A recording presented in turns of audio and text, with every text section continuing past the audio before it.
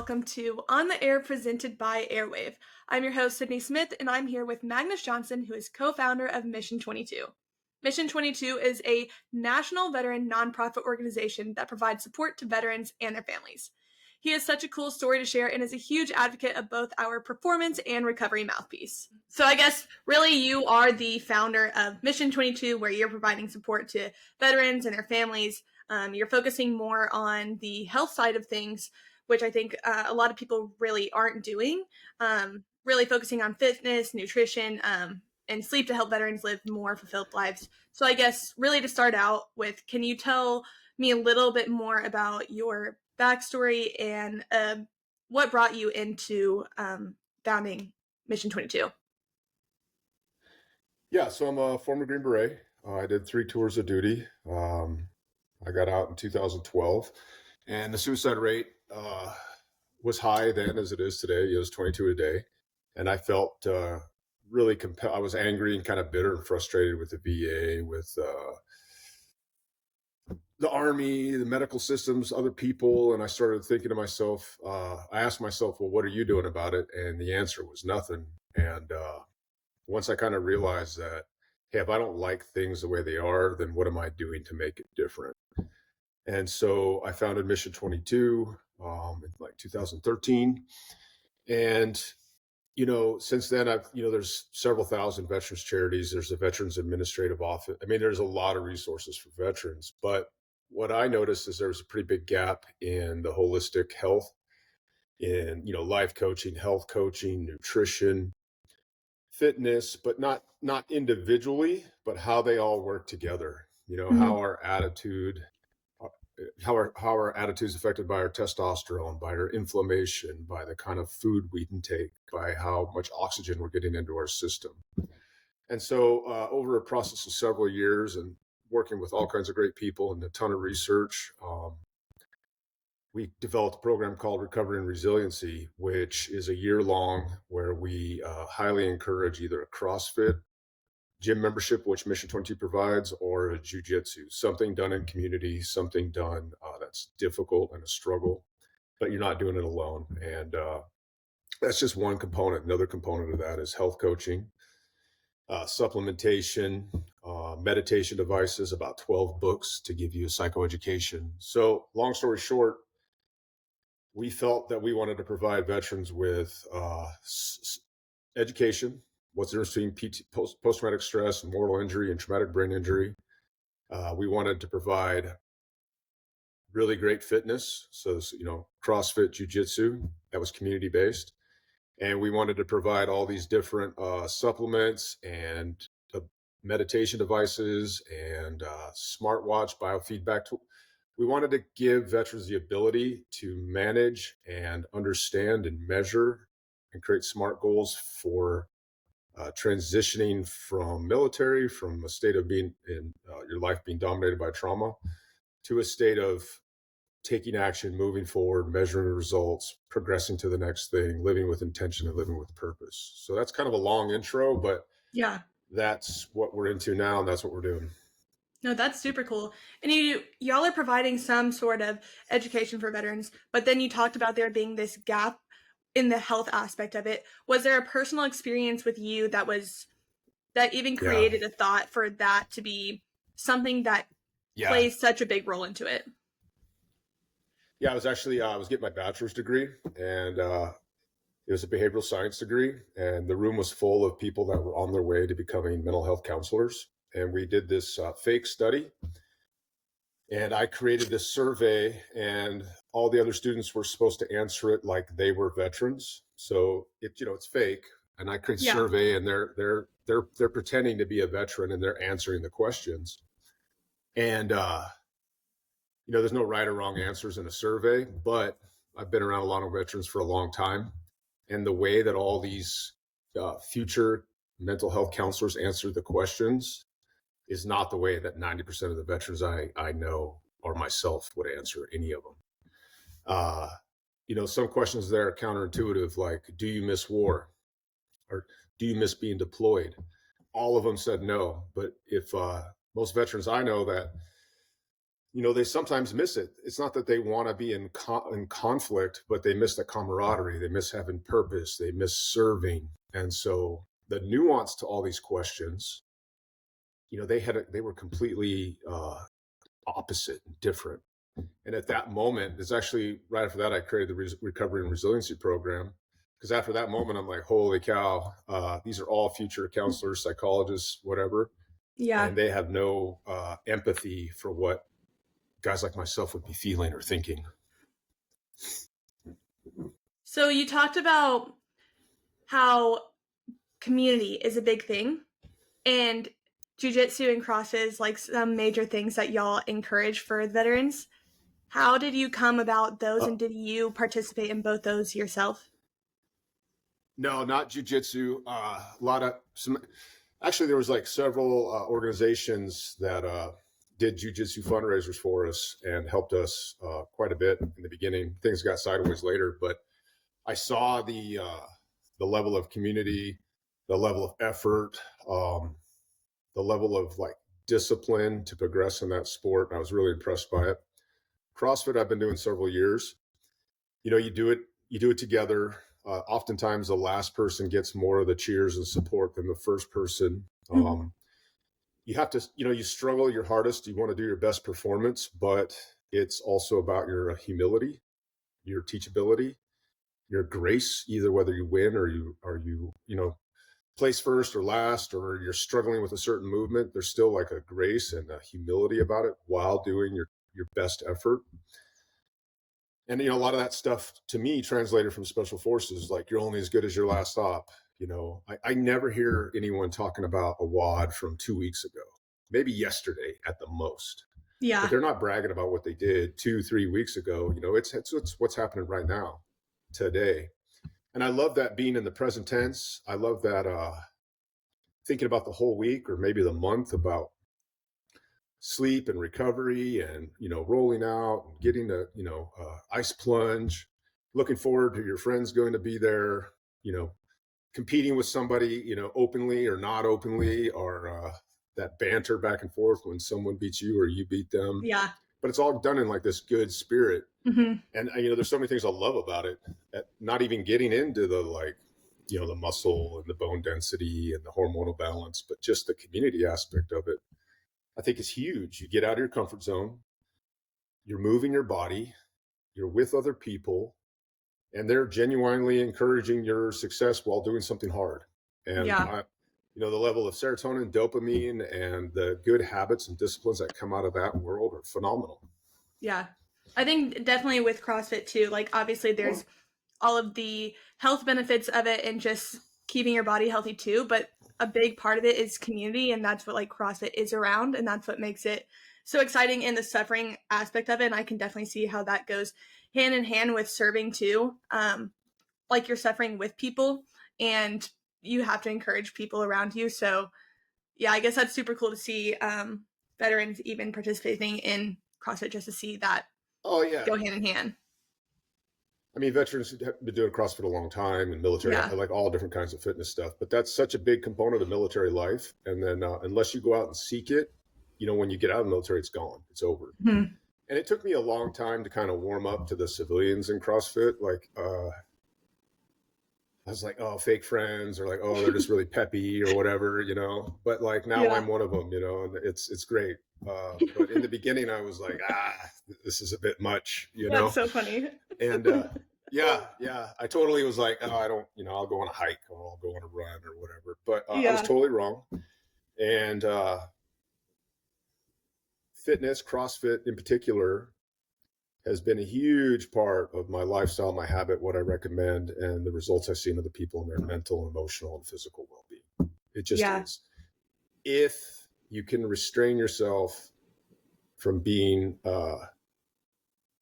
doing bad form, lifting weights you shouldn't lift, things like that. Like you got to have some self-discipline. You got to know your body, and you got to know when to hit the gas and when not to. But as Yeah. long as you can manage that, like it's going to be very healthy for you. It's a healthy balance for sure of figuring out what you can tolerate and what not really too. Yeah, you either be humble or get humbled. Exactly. It's Yes. and I love that too. You got Yeah. somebody who's You super need that. strong and they don't, but then, yeah, you know, there's one guy that beats me in all the body weight gymnastic stuff, and then this other guy that beats me on all the weight stuff. And then once a week, maybe it'll be a combination of weights and body weight, and maybe I'll get him. Yeah. And You're going to beat them more soon. You're just he's letting them home. win for now. Yeah, no. Well, the point is that like we're all competing, but we're all encouraging. We all have strengths and Yeah, weaknesses. We're doing it separately, but we're doing it together. It's really cool. exactly. Yeah. So I think really you have touched a ton of lives, especially since being founded in 2013. You have a lot of years touching so many lives. What has been, I guess, a very exciting part or thing that you have accomplished with Mission 22? Well, the biggest like thing that we accomplished would probably be the installation of our massive monument in Oklahoma. Um, it's a really big installation. It's silhouettes of all the different veterans that they're not with us anymore. You know, they ended up succumbing to post-traumatic stress or TBI or moral injury after war, and that's probably like the biggest thing you can see or people can see. But the biggest thing in my mind is being a part of the culture shift, because in the beginning no one was talking about suicide, it was weakness. And then I've seen mental health like kind of a lot of people are like they're just talking about their anxiety or their trauma, they're like living up to their diagnosis, and so I don't think that's healthy either. And so I think Mission 22 is trying to kind of shift the cultural view of like, yes, there's trauma, yes, we need to deal with it, but no, that is not our identity. Like I'm not a veteran athlete, I'm an athlete that's a veteran. I'm not a Yeah. veteran father, I'm a father that's also a veteran. So this identity. And so I think the biggest thing that I'm proud of is that we've been pushing, advocating, thinking, communicating, presenting programs that ask the individual that's participating to pursue and find an identity beyond the one they've been given or that they used to have. Yeah. Not abandoning the veteran or warrior status, but including it in a new identity and not regulating yourself to like, oh, I'm a disabled vet, Yeah. right? Like just saying that, there's nothing wrong with the title. But when you think of yourself that way, I think it can limit a lot of people. I mean, you got to have reality, but then, you're an athlete, you're a parent, you're a father, you're an entrepreneur, you're all these other things, and you have a disability rating from the VA, and you have work to do on trauma. But that doesn't have to define your entire life. It can be a chapter, or it can be something that you can grow from rather than something that defines you for the rest of your life. Yeah. That's the biggest thing in my mind. I love that whole mindset in helping that get across to people, because I think a lot of times people do carry on the trauma that they have and either make that who they are and that they can't break away from that. And oftentimes, like, no matter who you are, you need some help and guidance of how to break away from that. So I love that y'all focus on that too and making it turn out to be a positive thing and using that to improve rather than just stay stagnant and have this like negative mindset, really.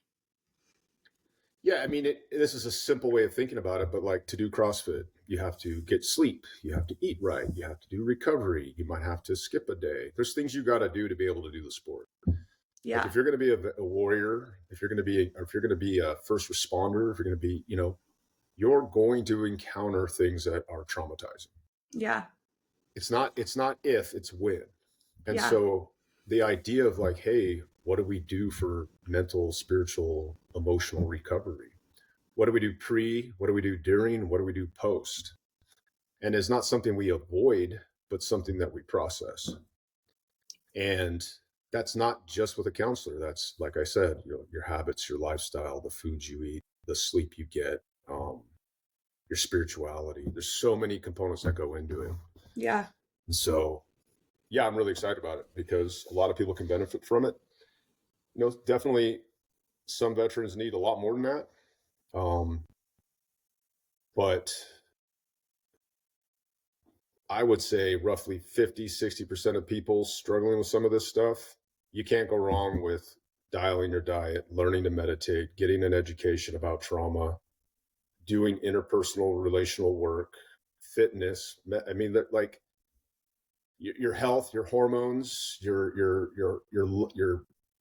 power, your energy. It's all going to help you do more of the processing, whatever mental health path you choose. Does that All make of that sense? plays like a huge role too in life in general Yeah, too, with like how you operate.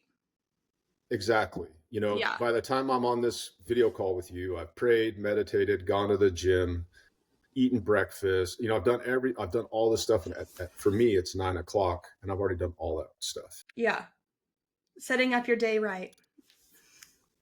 Right. And then the CrossFit and the fitness piece is obviously a big part of that, but there's a lot of other things that I add to it. Yeah. I think you have So that's what a I'm excited about. I love it. Sorry. I think you have a lot of wisdom across the board in all these different avenues. Do you have any favorite advice or even quotes that you might want to share in how you have seen that in either other people's lives that you've helped or mentored or even in your own life? Uh, well, I can't think of like a quote off the top of my head, but I mean, the way I live and the advice that I give is just you just begin and you do your best with whatever capacity you have for that day. Mm-hmm. So, there's days where I'll wake up, it's getting less and less thanks to Airwaav, but, I grind my teeth, I'll have a crushing headache, or I'm not getting enough oxygen in my sleep, sleep apnea issues, grinding teeth issues. So I would wake up and I'd have a headache and I'd feel grumpy and then I wouldn't want to eat and I'd have to take Advil. And then, the next day I'd feel fine. And so, but my energy or my performance on these days would vary, but I would internally do my best with whatever resources I had at that time. And so at the end of the day, when I look in the mirror, there's no shame, there's no guilt, there's no bitterness, because I know that I've done my best with the tools and with the capacity available. Yeah. And I just try to maintain that attitude, that disposition, no matter what's happening that day. So the results might be different. Like, okay, back to CrossFit, like, hey, you got to do X amount of thrusters or whatever. And maybe you got to scale back the weights because that day you're just not feeling it. Mm-hmm. But did you put forth the same level of effort? Yeah. The results don't really matter. The effort does. And that effort over time, habitually, with discipline. And if you screw it up, if you fail, just start again. Because there's so many people like try to set a new goal or try to change their life and they meet resistance, from their body, their cravings, their fatigue levels, injuries, whatever, cognitive issues. And so they feel shameful that they didn't achieve something or do something they said they're going to do, and then they'll just give up. But fundamental change of who you are requires an ongoing effort, doing the best that you can that day with what you have available of that day, and then being okay with that and letting the results get better over time by sticking to the habits and the disciplines. Yeah. So It's that's, really if I could, go ahead. it's really controlling what you can control, and that's effort. And I think that's kind of a harder thing that people lose sight of, is so focused on results too, that is kind of discouraging at Yeah. times. But really the only thing you can Yeah. control is your effort and your mindset and how you go about it. Yeah. Like, hey, I went to bed at the right time. For some reason, I just woke up with a pounding headache, TBI issues, bad dream, whatever. Yeah. When I wake up with that headache or I didn't get as much oxygen in my sleep, which I'm getting a lot more with the recovery mouthpiece. Oh, well, Yeah. okay, I gotta eat a little more breakfast. I gotta meditate a little longer. I maybe, there's things I can do to manage it that I can put effort in, but I don't always control the results. But over time, those results will get better spiritually, emotionally, mentally, and physically. Yeah. So when you're looking at veterans care in general and helping with that mindset and really just how they're going about life now, what would you suggest needs to be done to improve that? Well, like culturally or like all across the board or like tactical, like specific You can give me things. whatever. All of the above, part of it. Are you asking me for like specific tips or like broad general like maybe with a broad general answer. Well, start wherever you are. Never underestimate the power of what you put in your body. There, a lot of veterans I know are lacking mission and purpose. My biggest tip is like, hey, find that in God. Pursue a spiritual walk, seek it out, look for a bigger purpose, bigger than yourself, a mission that's bigger than you. Continue to be service minded to your family, your friends, your community. Like, think of others, not just yourself, and continually try to push your limitations, whether that's being irritable around other people or not enjoying crowds or not wanting to like having struggles at work. Like, there's a green, orange, and red zone. Like green's really easy, orange is difficult, red is too much, are going to fail. Try to stay in that orange zone as much as possible, depending on the day. That orange zone is going to move, but don't let yourself don't let your world get smaller and smaller and smaller by retreating from the work that needs to be done to grow through trauma. Yeah. And it's going to be 2 steps forward, 1 step back. It's going to be different counselors, different coaches, different supplements. It's going to be this whole thing. But as long as you're seeking and moving forward, you will gain ground. You will gain wisdom. You will get perspective, and you can build a life that you enjoy, that you love, that you want to share with others. Yeah. Is Mission 22 a faith-based organization? I'm the founder. I believe in God, and a lot of the employees do. But we help anyone and everyone that wants to come to the organization. So, like legally, no, but we are. But we're not like it doesn't say that on our website. It's not exclusive to a religion or a group. Our resources don't require that you believe in God or do any of these things, but I believe it and I talk about it and I'm excited about it. But you don't have to be to get access to the resources we have. Yeah.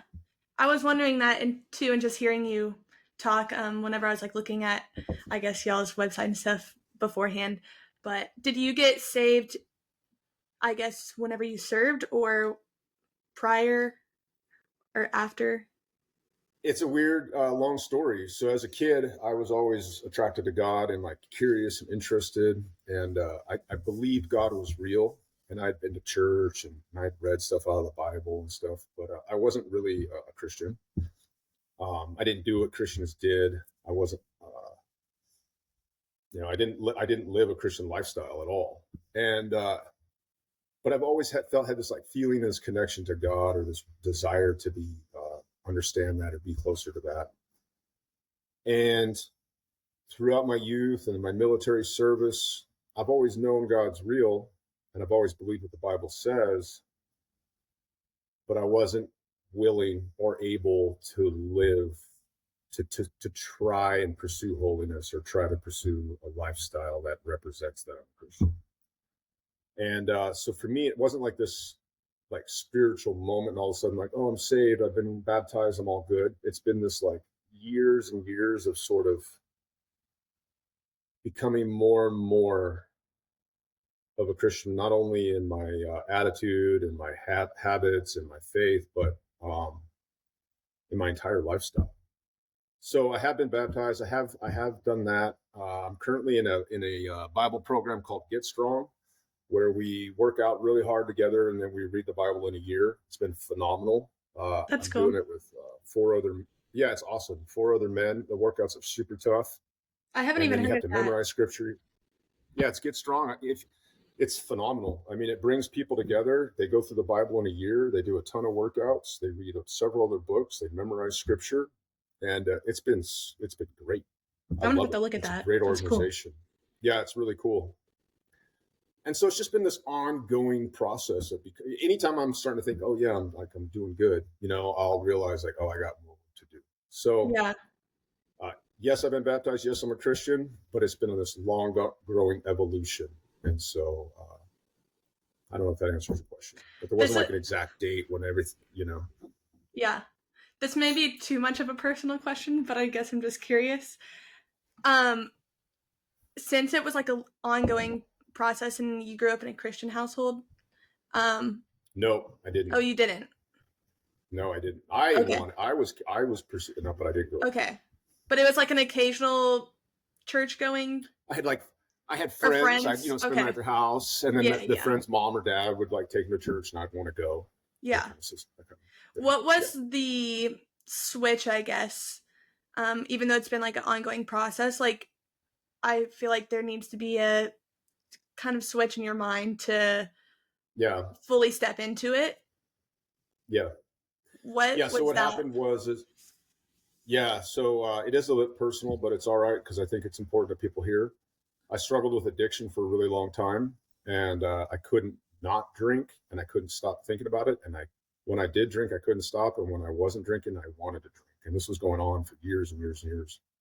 And I had finally reached this point where I'd been completely defeated by addiction, and I had to make this prayer. Part of this organization I was working with that was helping me with it.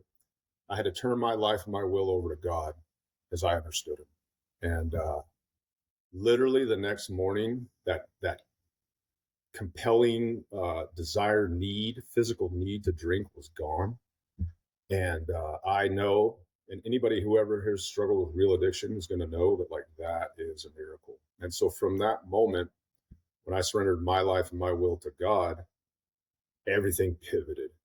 And so I didn't just become like a holy roller after that moment. It was this ongoing work that I had to do.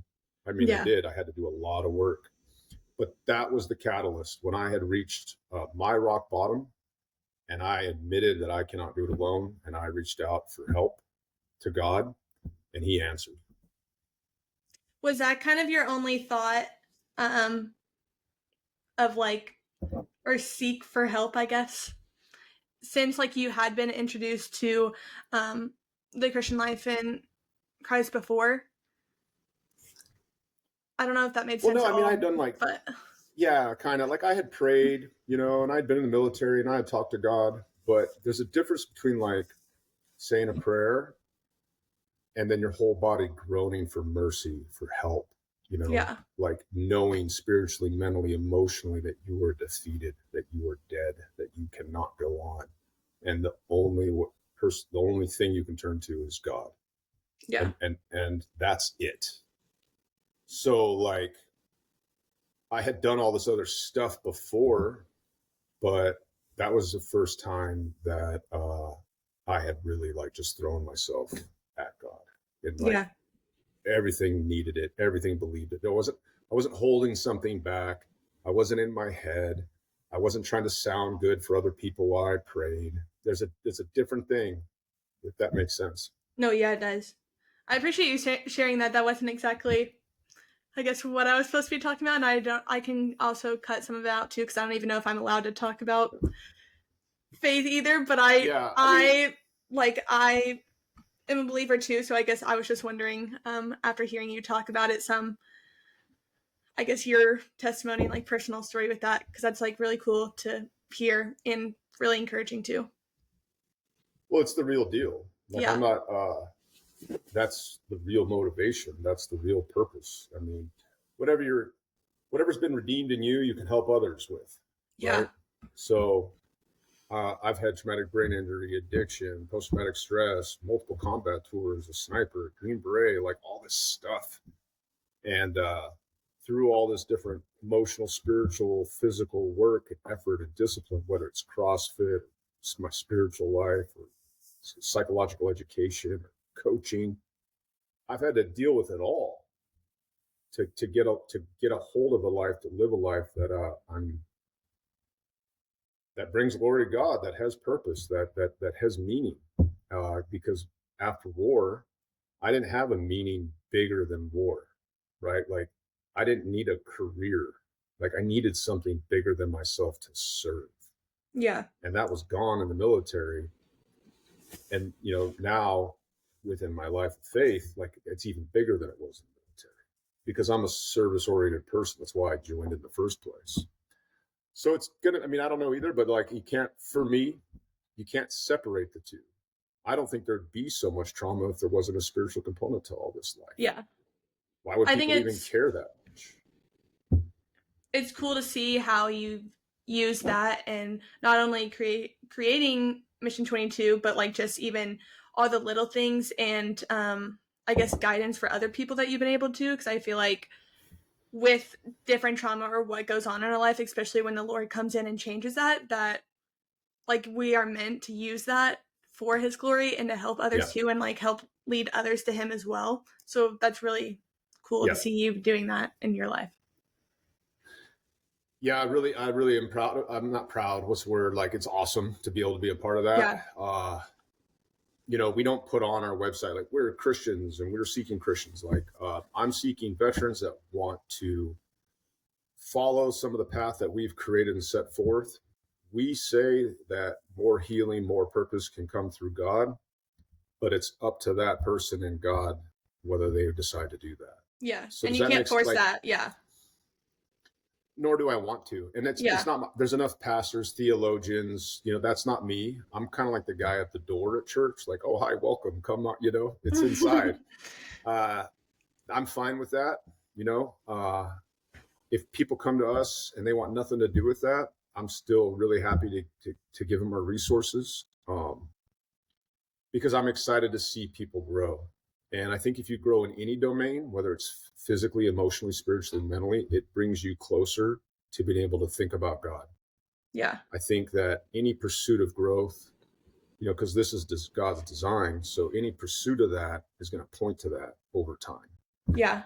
And yeah. And spiritually speaking So too, I feel like no one wants anything to be forced on them, and especially something like that has to be a change in posture of your heart. Like you can't force that. And then also I think just from like what I've seen in personal experience, like the more you try to force it, it doesn't work that way, and it's more so showing the heart of the Lord in your own life, and that's like through y'all helping, and maybe eventually they'll come to Christ, but also maybe not. So yeah, I completely agree with everything you're saying.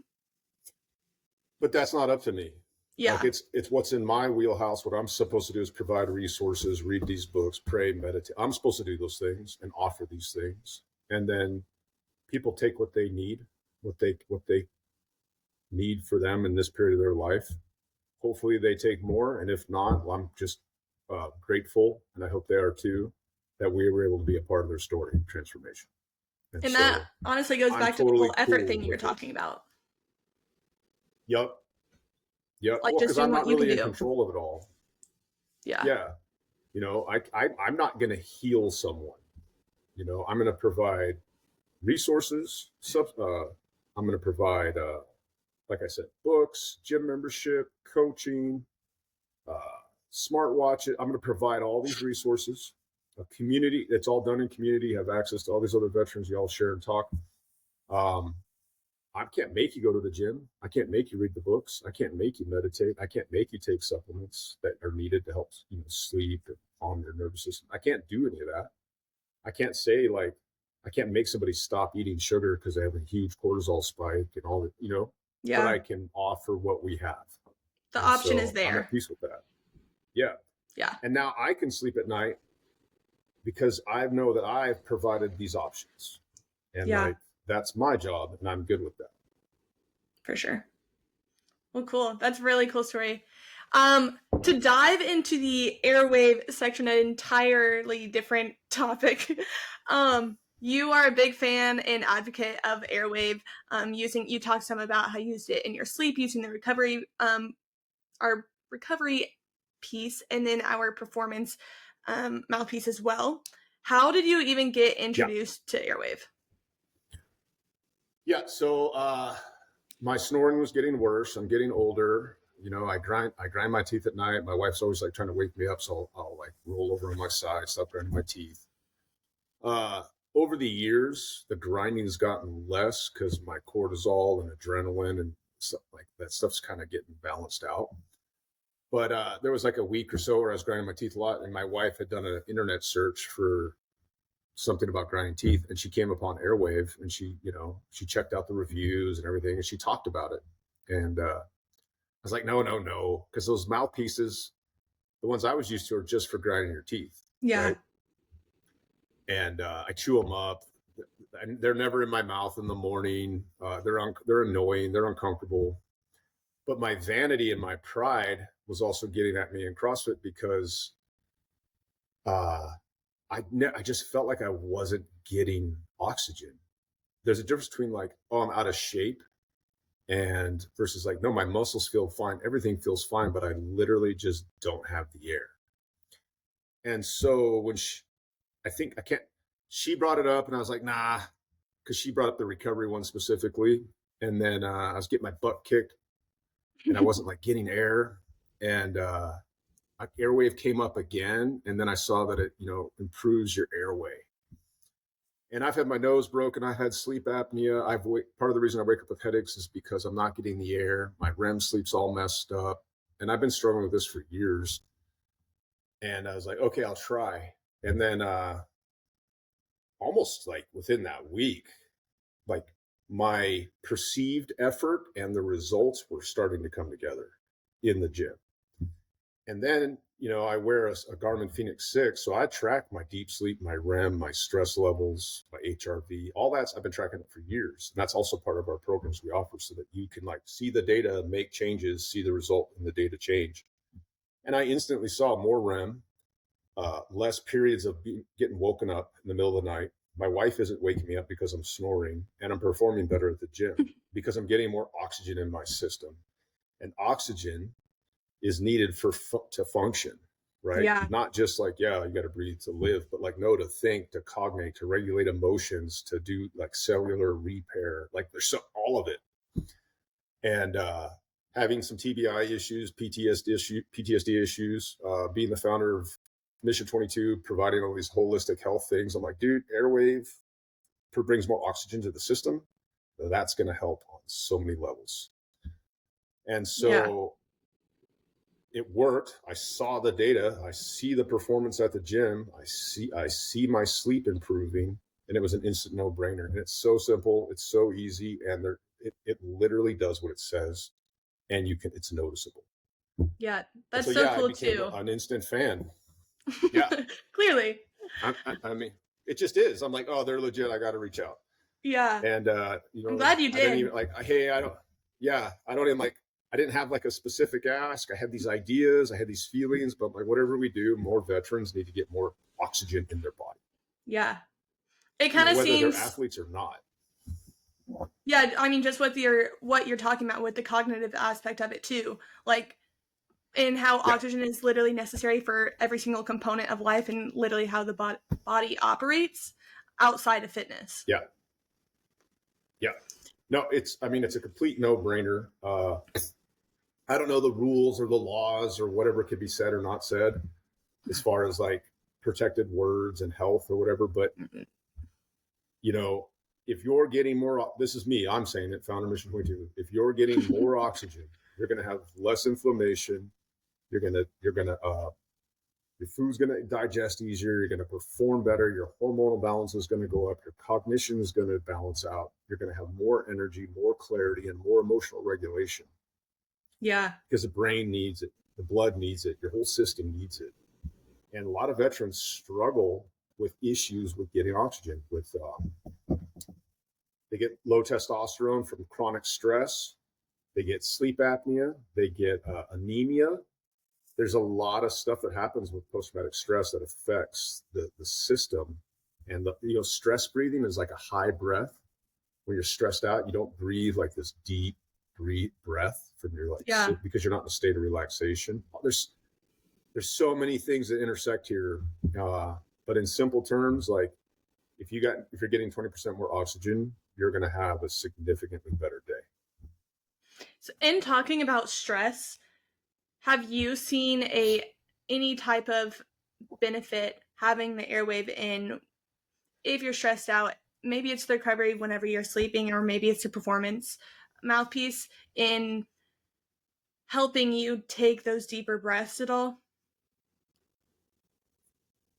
Well, I haven't done that. I use it at night and I use it at the gym. Mm-hmm. But what has happened is that my mind is remembering, hey, like when I breathe deeper at the gym, I'm able to like stay focused, keep my heart rate down, and do that. And so And I'm familiar with like box breathing and rescue breathing. I'm familiar with these breath techniques, Yeah. but because of using Airwaav, I'm consciously like taking deeper breaths when I think Yeah. about the stress more, because Airwaav works for me at night and during fitness. So I'm not doing it during the day, but I think I should and I could. Hmm. But I am more conscious of like, hey, are you breathing deeply? Are you, getting that full diaphragm breath and like lowering your heart rate, lowering your stress level, and then go to an important meeting, you Yeah. know? I mean, So even the for me consciousness of it has before, definitely, sorry. my consciousness of breath and needing more breath has expanded. Go ahead. Yeah.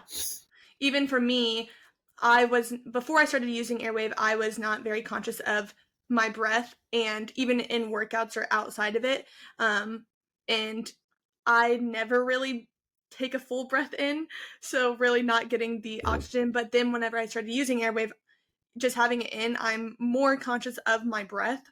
Um, and then, Yeah. yeah, that plays over into the rest of the day outside of workouts to be more focused on if I am taking a full breath in to get that oxygen to help with the cognitive aspect of it as well. Yeah. I mean, it's so important to expand our consciousness on what we can control and what we can't, right? And like, hey, we can control our breath, but we also breathe automatically. But we can be like, oh, I'm stress breathing. And like a simple tip is like put your hand on your chest and on your stomach, and whichever one's moving, if your chest is moving, that's your breathe. It's like stress. It's shallow breath. But you get your stomach moving. Now you're engaging the diaphragm. Now you're entering a parasympathetic state. Now you're having like clarity, focus, and calm, and not like anxiety, fear, Yeah. doubt, and all that. Because literally, you're just like calming your mind and your system down. And so it doesn't take that much to, if, not for everybody, some people, they need more, but like if you have the ability to do it, it doesn't take that much to like calm down your nervous system and refocus. It's And crazy so, too how much but your breath can play a huge role into all of that. everything, relationships, talks with family, everything, business meetings, because everything's connected to like a feeling of abundance or a feeling of scarcity, a feeling of acceptance or a feeling of rejection. And we spend our whole day on the screens and working and this and that. And like, that's like higher stress stuff, it's like my performance, paycheck, doing a good job. Like we're constantly living in a state of stress. And the last thing that we're thinking about in a state of stress is achieving low stress through a means that we control. People look Yeah. for it in alcohol, they look for it in TV, they look for it in food, but it's right here in your breath. Part of it is right here in your ability to control your breath. Yeah. With So talking I can't do about that at night, and I can't do that at the gym. And that's why I love Airwaav, because when I'm working out, I'm not thinking that. And when I'm sleeping, I'm not. So Yeah. Do you feel that Airwave is a product that could benefit the veteran population as a whole? absolutely. I could, the concept of getting more air could benefit everyone as a whole. Yeah. The concept of, hey, breathe deeper, breathe. Like, man, that could help people that are commuting to work. That could help people in corporate offices. That could help people, even if you don't have like a stressful job or a performance-based job, like why wouldn't you want to have more oxygen in your system to reduce inflammation, to regulate your emotions, to like help your body rebuild and recover?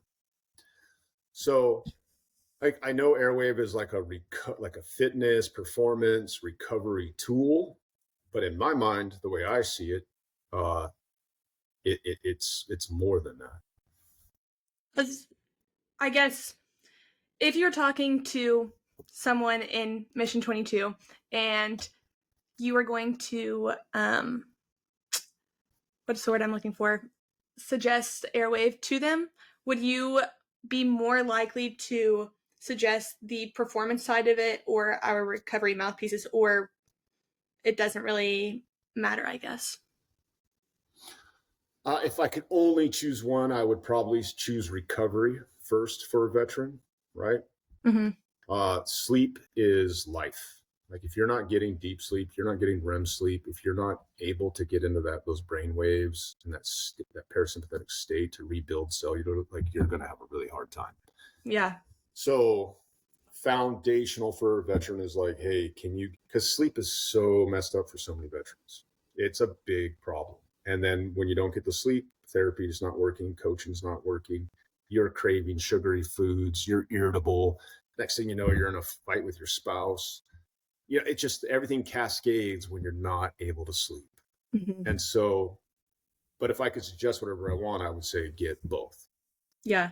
I would say, 100%, because we encourage, like, lifting weights is one of the best ways to, relieve stress, age better, create more bone density, regulate your testosterone. There's so many benefits to that. And then being able to get that deeper breath keeps you focused, keeps you be able to perform. And then that translates to the rest of your day too. But if I could only pick one, if I had to only pick one, I would say the recovery.